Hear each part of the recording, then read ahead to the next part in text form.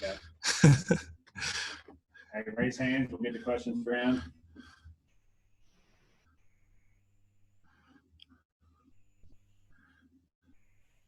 Josh. Hey, Josh, I know you've been very vocal and talked to us a lot about social justice and some of the things going on. I don't know if you saw the Breonna Taylor thing today, but just what are your thoughts on that? And earlier in the week, Coach Stoops was asked about what you all might do before the game. Have you talked any further about anything that you might try to do as far as messaging on Saturday? Or well, I've been at practice the whole day, so I haven't really got to see anything about the Breonna Taylor situation or like look to get enough information to have like an opinion about it right now. But and then also we haven't really discussed anything about Saturday yet. But yeah, that's really it right now. I've been at practice the whole time to really see anything. Josh, do you have a follow-up? You still got your hand up, or did I forget to put it down? No, I don't. It might have been some mixed messages there, but I will ask just what would you like? Would you like to do anything, Josh, like this Saturday, or just personally, or as a team? I guess just, or are you kind of cool just going forward as is? Just going for it as is. I know if we do something, we want to have like a plan for it and things like that. So I know we will talk about that and come up with something if we want to do anything. I know we talked about patches and things like that on jerseys, and we're going to do something unified if we're going to do anything. Thanks, man. Good luck this weekend.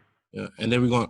Well, yeah, I know we're doing stuff for Oates this week. I know DeAndre Square. He's wearing Oates' number so that Chris knows that he's out there with us and that we love him. He's on his mind, and we have these bracelets that we're wearing for him.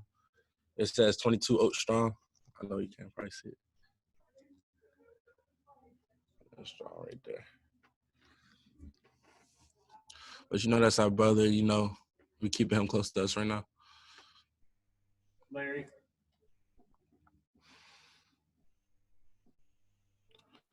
Sorry, I wasn't expecting to be so quick there. So, Josh, you've been part of some really good teams since you got to Kentucky.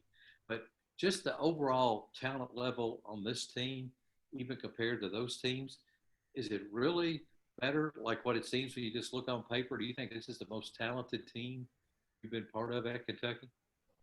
I know that we're a really talented team. Of course, I don't want to compare us to any other team like from the past or nothing like that. But I know just from being out there with the guys and from the experience that we have coming back, we're really talented. But I feel like the upside that we have is that we also work hard.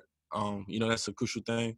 We out there with the team each and every day, going at it. We're competing, and it's a group of guys who are talented, but we're also competitors.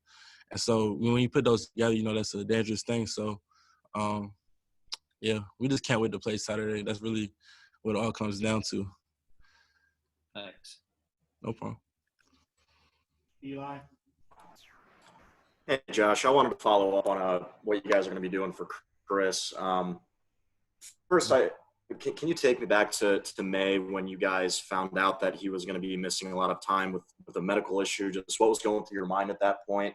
Because I'm sure the medical issues that you've had in the past can make you relate a little bit better to his situation in a way. And then second, what are you missing by not having him on the football field with you guys? So, of course, when it first happened, when we first got the news, my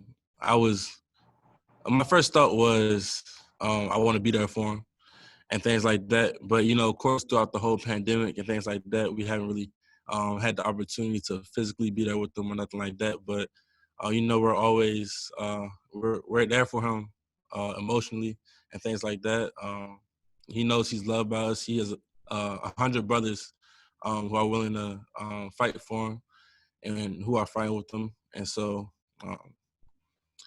we love him, and that's really what it comes down to. When I got diagnosed and things like that, they were there with me. my teammates were there for me 100%. And it's the same thing with Chris. I want Chris to know that we're there with him 100%. Anything he needs, we're going to be right there. And it's the same with that. And then also what we're missing on the field, we're missing a great player, a smart player, an instinctive player, a linebacker who shot gaps, who ran sideline to sideline. And, Chris was, he's a dog on the field, and that's really what we're missing. JD. Hey, Josh, I was listening earlier. I think the Auburn's coach had mentioned that they have a couple of guys who have been in a situation, similar to your own and have overcome the cancer battle to be back on the field. I was just kind of curious if you knew anything about them or their story or had talked to them. No, I actually didn't. It would be a good thing for me to talk to them about it, though. I actually did not have any prior knowledge to that, but I'm going to definitely look into it now. Yeah, it sounded like it might have been, I'm not completely certain about it, but maybe even offensive linemen. So guys that you could, in theory, be going up against in this a pretty cool shared story. It is. It's like survivor versus survivor. That's a blessing. Thank you. No problem. John Wong. Hi, Josh. How excited are you about finally being able to get out there and hit a quarterback? What do you know about Bo Nix, and how do you anticipate being able to contain him? We know he's a great quarterback. We haven't been able to hit a quarterback, all camp because, of course, we're going up against our own. So, we're anxious to, be able to play another opponent, to be able to really just play football, period.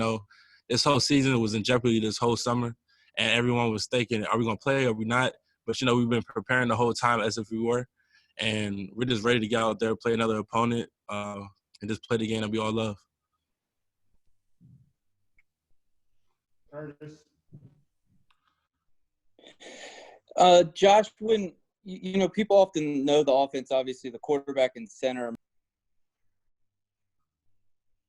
What is that?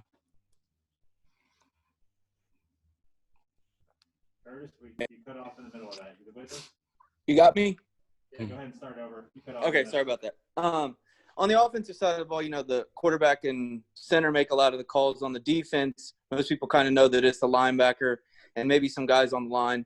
Who's doing that on the defensive side of the ball for you guys this year? Who's making the calls? Yeah, who's stepping up into those kind of roles? Of course, on defense is usually the linebackers who are like the leaders as far as vocally, as far as play calling wise and whatnot. But really we have a lot of leaders as far as being on the defense. We have a lot of old guys who are stepping up into those roles. And yeah, I feel like as far as play calling wise and things like that, like you said, the quarterbacks are like that for the offense, but of course for defenses, it's usually the linebackers. All right, we got one more. Josh, more. Hey, Josh. Coach White talked some about watching film and with guys that, they have a lot of new personnel up front. Just for you, what has that been like, not only kind of trying to piece together personnel film, but also being, somewhat new to the position, kind of making that transition? How is that different? The analysis part. The analysis part is different from moving to the defensive line because, we focus not solely on tendencies from the offensive line, but that's a majority of what we focus on, Of course, we focus on formation still. Being an outside linebacker last year, we focused on all of that, formations, pro trips while off, or if it's spread or something like that. But once we get into defensive line, you focus on how is the tackle or how is the guard playing a specific block. Where are they looking to before the play snaps? Are they looking to where they're going? Are they top heavy? When they shoot their hands, are they high hand shooters? Are they low hand shooters when they shoot their hands? And things like that. It's more of technique wise as far as looking at what the offensive line is doing and things like that. Thanks, Josh. No problem. All right, guys. I'll wrap it up with Josh. We'll get DeAndre in here in just a few minutes. Appreciate it. Thank you for the question.